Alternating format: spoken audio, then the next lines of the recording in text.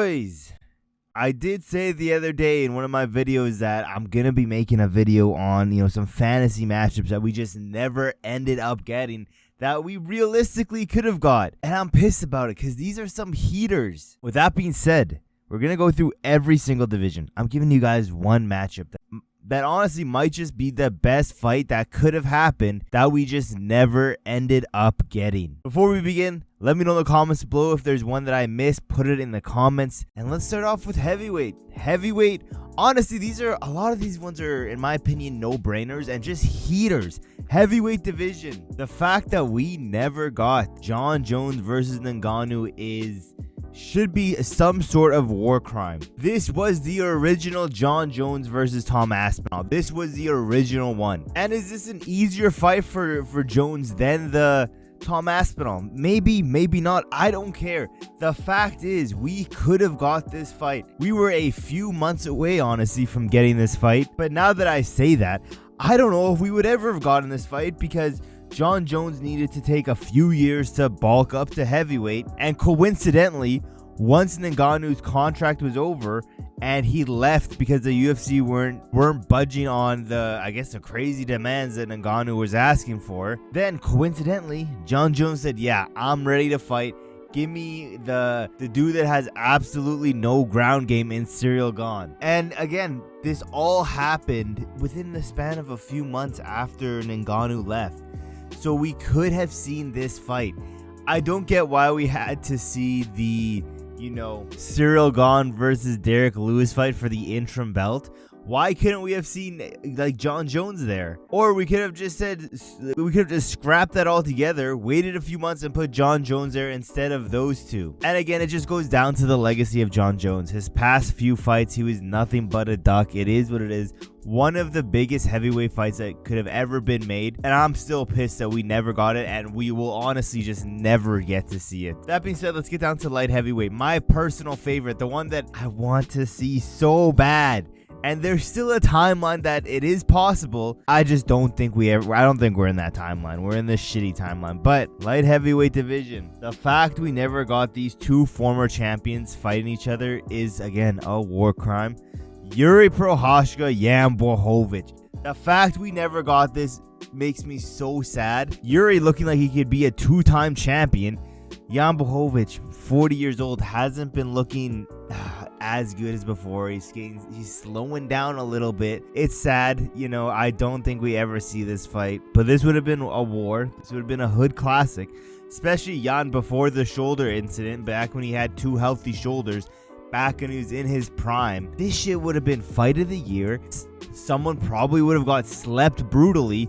This shit, I needed this fight. Back in 2023 era, I needed that fight. It is what it is. With that being said, let's get down to middleweight. Middleweight's a new one. I've seen people talk about this one, and I guess it's a possibility we see this fight. I honestly don't think, I don't think that we are blessed enough to be in the timeline where we get to see a fight like this, a fight like Jan versus Jiri. But in the middleweight division, I have a lot of striker matchups here, but this would be battle of two of the best strikers in the UFC period. But that would be former champion Isreal Adesanya taking on the puzzle on the feet, which is MVP. I think this would be a crazy ass striking battle. Now, it could be a fight where it's a stalemate. We know how Izzy likes to be a point fighter usually, and MVP isn't someone out here, dictating the pace all the time. He's looking for that perfect shot. He's not out here walking people down. So there's a possibility it could be a stalemate. I don't care, though. I still want to see this fight. And honestly, I would not be mad at all if this is the next fight they make for Izzy. If they make this fight for Izzy, sign me up. MVP was out here before talking about how he would love to fight Leon Edwards, another former champion. I don't care to see that fight. I need to see this one, though. This one, even if we just say fuck it and put it on the White House card, does it do much? Are we really, we're either trying to, either way, one of these big stars is getting a win here. And unfortunately, we will be practically eliminating one of them. but I need to see this fight, especially before Izzy retires. He's getting up there in age. He hasn't looked the best recently, coming off a knockout loss in his last fight. Give me this fight. And honestly, I can't think of another fight for Adesanya that I would be more hyped up for than this one. And again, it's a realistic fight that honestly could happen. It could happen down the line, but it is what it is. I don't think we get that. Let's keep moving down to welterweight. Same thing like the heavyweight fight. This one's from the past. I would have loved to see Prime versus Prime. Both these dudes on top back when they were running that division. I would have loved to see Usman versus Khabib. This would have been a crazy fight. And a lot of people think, Khabib was scared of Usman. He didn't want to go up and fight Usman. But Khabib was a big-ass lightweight. People think Makhachev is a big lightweight and he suits to welterweight pretty well. Khabib, in my opinion, was a bigger lightweight than what Makhachev is. And again, both these dudes in their prime. Both of them, I believe at one point they were fighting over pound for pound number one status. This could have been a crazy fight. Khabib at this point probably was the most, I would probably say the biggest star championship wise in the UFC. But Kamaru, he did start off a little slow, didn't have the most respect from the fans. But after each title defense, he was getting more and more fans. And I do think there's a possibility we could have seen this fight if, COVID wasn't a thing. We didn't get the unfortunate death of Khabib's dad. I think we could have seen this fight. It's a possibility. I don't know. It all depends on Father's plan. But let's get into lightweight. Because lightweight, it's a no-brainer.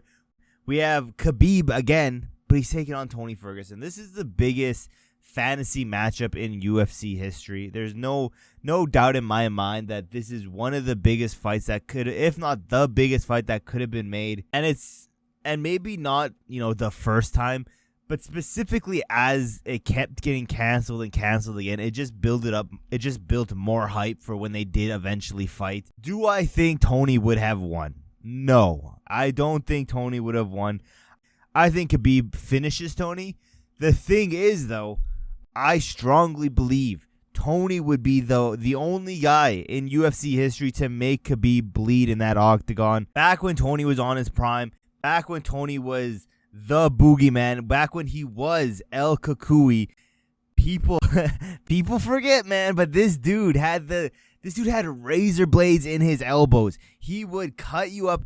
I remember after every single fight, there would be a new addition into the meme of El Kakui, of before and after fighting El Kakui. This dude made every single one of his opponents bleed. I have no doubt in my mind he would have done the same to Khabib.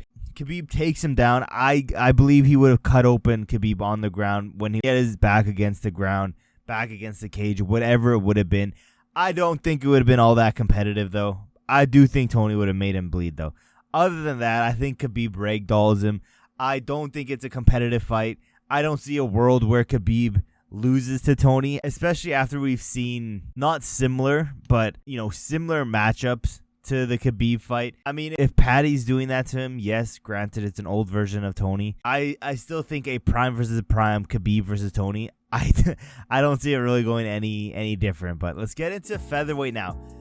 This one just hurts so bad because we could have had so many bangers in featherweight. But one that I'm having right here is a fight that I don't think was officially made, or maybe it wasn't, it was canceled, but heavily rumored back in the day was Brian Ortega versus Zabit. And it's sad because not only that, we could have got, Zabit versus Holloway. We could have got Zabit versus Volkanovski.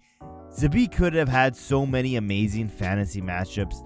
It is what it is. He is the biggest what if in UFC history. Everyone knows that. And I just think if I had to pick out of those three fights that I just mentioned, I honestly think that the Brian Ortega versus Zabit fight, I would probably be the most excited for that, especially when Ortega was on his run to the title, before the Max Holloway fight. I think that would have been a crazy ass fight. And it just sucks that, again, we could have had so many amazing fights with Zabit in it, but the biggest what ifs, who knows, he might have been all hype and that's about it, but I don't think so. I think Zabit could have done some crazy things at featherweight. Let's get down into bantamweight. Bantamweight, there's a few here, but one that's always stuck out in my opinion was a big name value guy for Sean O'Malley. Because I do have O'Malley here. Like him or hate him, he is one of the most entertaining guys inside that octagon history. I would have loved to see O'Malley versus Aldo. In a perfect world, we wouldn't have got that O'Malley versus Cheeto. He wouldn't have had that dead leg. He would have beat Cheeto and then fought Aldo. In a perfect world, that's what I would have loved to have seen. It is what it is. Another fantasy matchup that just never ended up happening, but in a different timeline, best believe that shit happened. Let's get into flyweight now. Flyweight, I would have loved to have seen a prime, maybe not even a prime versus prime, because then that's just like unrealistic. But let's say a Pantoja coming off a Steve Ercik fight taking on Demetrious Johnson. I think after that Steve Ercik fight is really when we saw Pantoja level up, and that still gives Mighty Mouse some time before he's getting super old out here. But I would have loved to have seen this fight. Fantasy matchup, GOAT versus GOAT, number 1 versus number 2 flyweight GOAT. There's really not much else you can ask for at that point, but let me know in the comments below. Should we do a part 2? Because again, there's so many amazing fights that we just never ended up getting in every division. Let me know who I missed. Did I miss your favorite one? Let me know in the comments below. Thank you guys for watching to the end of the video, and I will see you guys in my next video.